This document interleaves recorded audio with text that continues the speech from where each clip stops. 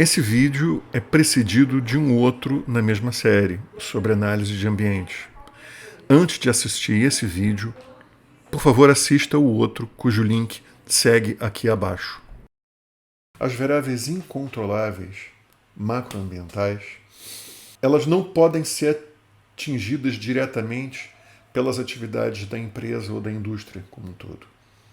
As variáveis macroambientais, elas não são passíveis de controle, ou de tentativa de controle, ou de tentativa de influência pela empresa, e ela faz essa influência via as variáveis controláveis.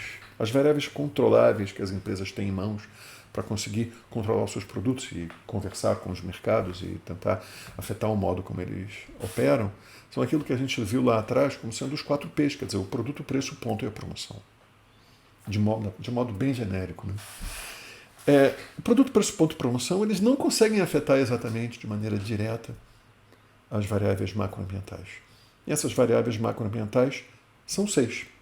São 6. Né? Demografia, política, economia, cultura, natureza e tecnologia. Cada uma dessas 6 afeta as empresas de uma maneira bastante vasta. As empresas, os fornecedores, os canais, os consumidores, todos os stakeholders, eles são diretamente afetados pelo modo como essas 6 coisas acontecem, mas de uma maneira muito ampla e de uma maneira muito difícil de se controlar. Demografia se refere a taxas de crescimento, taxas de concentração de população, quer dizer, qualquer tipo de número que eu consigo utilizar para descrever o modo como a minha população, como as pessoas, né, como a minha população, ela se distribui em um determinado território. Um exemplo. Nós hoje vivemos no Brasil uma espécie de, não propriamente um encolhimento, mas uma redução bastante clara do crescimento populacional. A pirâmide populacional brasileira, ela parece hoje em dia um barrilzinho, ela se encolhe no fundo. Ela já não é mais a pirâmide populacional brasileira dos anos 40, 50, do século passado, que era uma pirâmide mesmo, espalhada, em que nascia muita gente. Hoje não, nasce menos gente, então você começa a ter um número maior de pessoas, talvez em torno de 18, 17 anos, do que de 4, 5 anos de idade. Uma quantidade muito grande de pessoas mais velhas, o que tem efeito muito direto sobre várias indústrias, como, por exemplo, a indústria de planos de saúde, a indústria de previdência. Tá? A previdência, inclusive, do governo, ela tem bastante preocupação com esse tipo de movimentação. A economia. A economia está muito diretamente associada a uma coisa chamada, por exemplo, crescimento econômico, taxa de juros. Taxa de juros é uma coisa muito interessante da gente comentar aqui. Dentro de uma lógica neoclássica econômica, eu imagino que eu vou ter mais crescimento econômico, isso é muito teórico, tá? Eu imagino que eu vou ter mais crescimento econômico se por acaso as minhas taxas de juros forem mais baixas. Se por acaso o governo paga menos pelo dinheiro que fica parado, se o governo paga menos por esses papéis que ficam na mão do governo, por esse dinheiro que fica na mão dele, as pessoas têm menos incentivo em deixar o dinheiro parado. Elas têm provavelmente vão ter mais interesse em empreender do que em poupar. Então, no momento que a gente abaixa os juros, a intenção é fundamentalmente essa, é incentivar as pessoas a empreenderem, a colocar o dinheiro em negócios, mas não em papéis, não em títulos da dívida pública, não em títulos do governo, não em tesouro direto. Tá?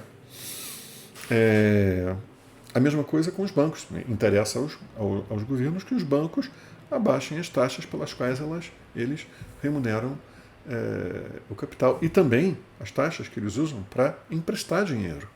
Né? Se essas taxas forem mais baixas, as pessoas vão ter mais incentivos a pegar dinheiro emprestado para conseguir empreender e usar esse dinheiro. Essa é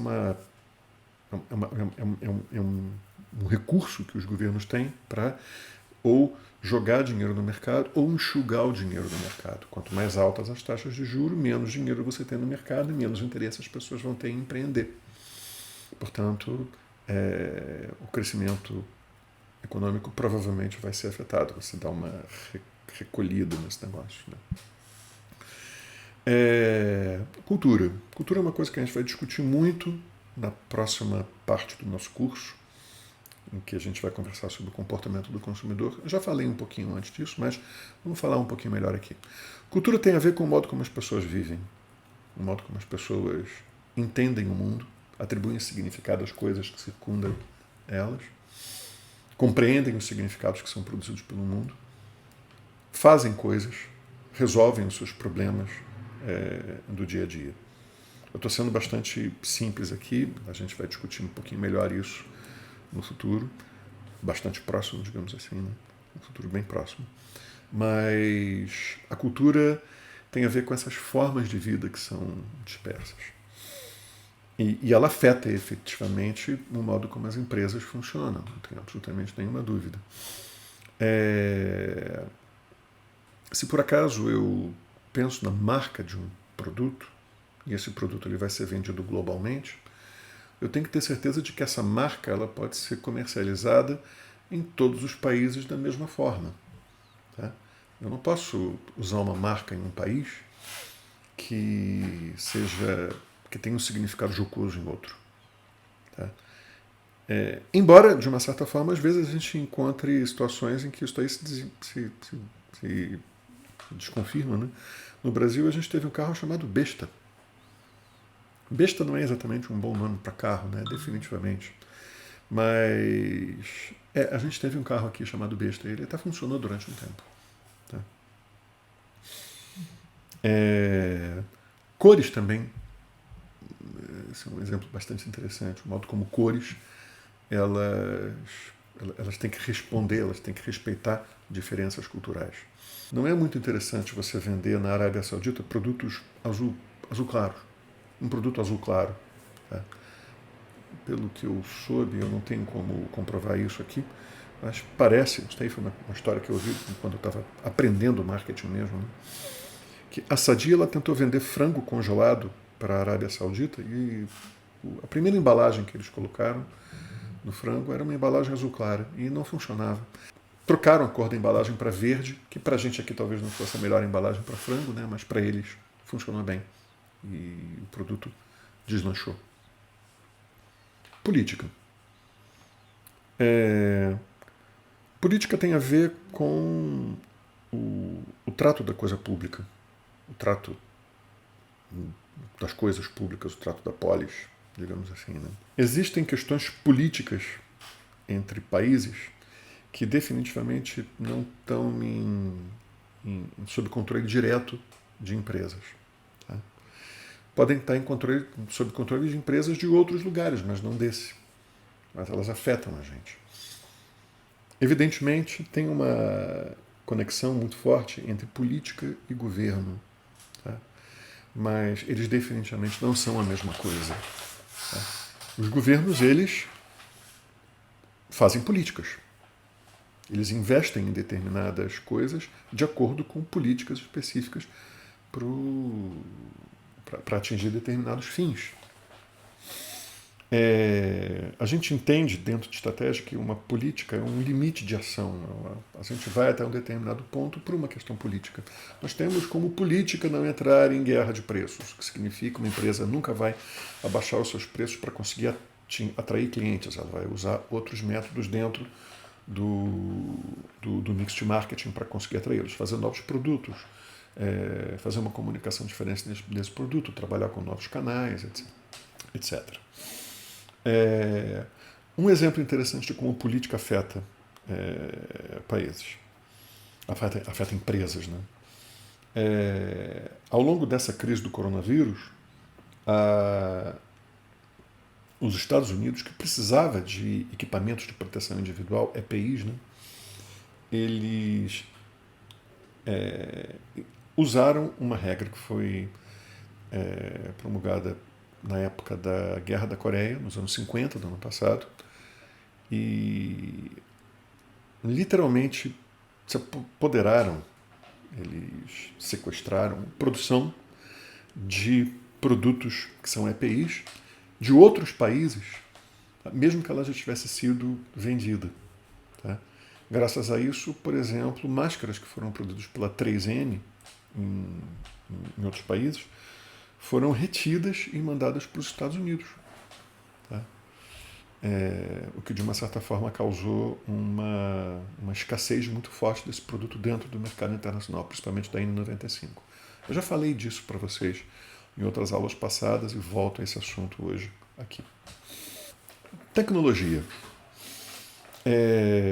Empresas investem em tecnologia. Elas conseguem fazer seus produtos porque elas têm disponíveis para elas tecnologias que as permitem fazer isso. Empresas compram tecnologia também. Vamos pensar no caso de uma empresa que investe em tecnologia. Se por acaso eu tenho um conjunto de cientistas dentro da minha empresa que procuram soluções para problemas específicos, o dinheiro que eu coloco em desenvolvimento, em tecnologia em desenvolvimento, ele pode dar resultado, mas pode não dar. Uma outra empresa pode chegar antes de mim a uma determinada solução tecnológica que se torna dominante. E todo o dinheiro que eu investi em ciência e tecnologia para aquela coisa específica se esvai. Eu não tenho como controlar a eficiência, digamos assim, desse gasto de maneira tão objetiva. Um exemplo. Existe uma corrida no mundo para desenvolver drogas para diversas coisas. Nesse momento, por exemplo, tem uma corrida muito forte para que as pessoas encontrem uma solução para a Covid-19. Praticamente todos os laboratórios do mundo devem ter todo o interesse nisso, porque eles sabem muito bem que eles podem ganhar muito dinheiro com isso em médio e longo prazo, mesmo em curto prazo. A mesma coisa acontece com governos. Os governos do mundo inteiro estão movimentando suas equipes de ciência e tecnologia, movimentando dinheiro para incentivo à tecnologia, no sentido de encontrar uma solução para isso. Tá? Um exemplo sobre essa questão da indústria farmacêutica, que talvez seja interessante a gente usar, porque ele já deu resultados, medicamentos para emagrecimento. Tá? Durante muitos anos, o emagrecimento, evidentemente, o emagrecimento é um problema até hoje, né? Talvez não agora, porque nada mais é problema. Covid assumiu os problemas de todas as pessoas em todos os momentos. Mas, uma vez passado isso, o problema do emagrecimento vai voltar à pauta, digamos assim. Várias empresas no mundo, elas desenvolveram medicamentos específicos para conseguir para dar às pessoas soluções para o problema do emagrecimento. Em um determinado momento, há vários anos atrás, um produto que fez muito sucesso era o Xenical. Xenical, ele trabalhava sobre a absorção de gorduras. As pessoas elas absorviam menos gordura porque usavam esse produto. E exatamente por causa disso conseguiam emagrecer. Hoje, um outro produto tem assumido essa frente, é chamado Saxenda. Ele é um derivado direto de um produto para diabetes. Tá? E pessoas pré-diabéticas tomavam um outro determinado produto, cujo nome eu não estou me lembrando agora, ele vai aparecer aí para vocês. Tá? E esse produto ele tinha como efeito colateral emagrecimento. Então, empresas elas resolveram fazer um produto específico para emagrecimento com base nesse produto anterior, cujo nome eu não estou me lembrando nesse momento, mas vai aparecer para vocês ou já apareceu. Tá? Natureza. Sobre natureza. Alguns produtos eles dependem de condições naturais para serem produzidos. Um exemplo interessante é o vinho. O vinho depende do terreno em que as uvas são produzidas, e alguns terrenos do mundo são melhores do que outros. A Itália, Portugal, a Espanha, a França, eles têm terras que são muito particularmente propícias para a produção de vinho. Tá? O pessoal de vinho chama de terroir. Tá? E em cada uma dessas áreas, você tem capacidade de produzir um vinho muito particular, que tem características próprias, etc., e que geram vinhos com um valor muito interessante no mercado. Mas isso é uma questão natural. A mesma coisa acontece com o uísque. O uísque, ele depende da água que é usada para produzi-lo.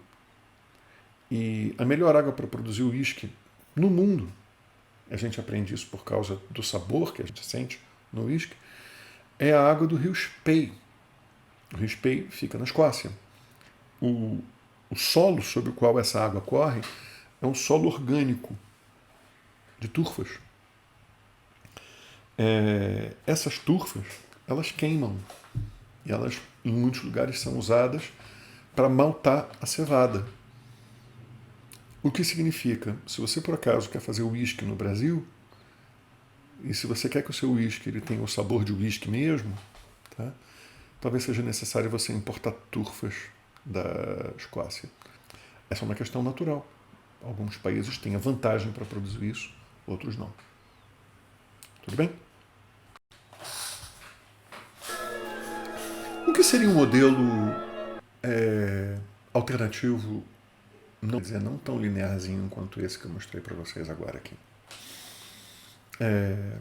Na realidade, no mundo da realidade, né, essas relações elas não acontecem tão diretamente. Na verdade, o que você tem é uma grande nuvem de relações entre empresas, fornecedores, canais, clientes finais e stakeholders diversas categorias, diversas naturezas e tamanhos e importância. E essas diversas empresas elas se conectam de maneira mais ou menos caótica em uma grande rede, grandes nuvens de empresas e de interesses. Empresas concorrentes, fornecedores, canais, clientes finais, stakeholders, todos eles, de uma certa forma, sendo afetados pelo macroambiente. Tá? É sempre bom a gente considerar a verdade, digamos assim, da caoticidade, da forma como essas relações no mercado são caóticas. Essas relações caóticas elas são muito interessantes, porque elas permitem o surgimento de oportunidades e chances para empresas em várias situações específicas. Tá? Mas, por outro lado, elas dificultam de maneira muito clara a análise das empresas. Tá? Existem modelos que, de uma certa forma, tentam fazer uma observação mais realista, digamos assim. E um desses modelos, eu vou falar rapidamente para vocês aqui, ele foi proposto por dois caras, um cara chamado Kjellberg e outro Helgeson, em 2007. Eles diziam: existem relações entre práticas organizacionais de troca, isso é, as práticas comerciais propriamente ditas, práticas representacionais, muito diretamente, por exemplo, relacionadas com o modo como o número de negócios de uma determinada empresa é feito, a parcela de mercado que uma determinada empresa ocupa, o modo como essa empresa cresce, a parcela de voz, isso é, do volume de comunicação que essa empresa produz no mercado em relação às outras. E em terceiro ponto, práticas normativas, que de uma certa forma estão relacionadas àquilo que eu falei para vocês, como sendo o papel da política. A política estabelece normas, estabelece políticas de desenvolvimento, estabelece formas de agir bem ou mal. Tá? A mesma coisa acontece dentro das próprias empresas em organizações de representações patronais, organizações de representação de trabalhadores, organizações de produtores, propriamente ditos. E todas as indústrias têm uma organização, ou muitas indústrias têm uma organização que os representa. Como vocês veem nesse gráfico, as práticas de trocas que são relacionadas à produção e comercialização de produtos, as práticas representacionais que estão relacionadas ao modo como essas coisas são representadas como números dentro de uma economia e as práticas normativas que estão relacionadas às normas que estabelecem essas relações, elas estão em constante relação, tá? Em constante relação de ida e volta. Tá? E essas relações, elas podem ser usadas para que a gente entenda melhor como funcionam, num modelo mais verossímil, as diversas práticas mercadológicas que acontecem hoje em dia. E talvez esses modelos eles levem a representações mais interessantes do que aquele modelo linear, ordenado, organizado, que está presente em muitos livros de marketing. Ok, pessoal, eu vou fechar esse vídeo por aqui, ele já está bastante longo, e o próximo vídeo que eu vou preparar para vocês vai ser sobre segmentação e posicionamento. Obrigado a todos.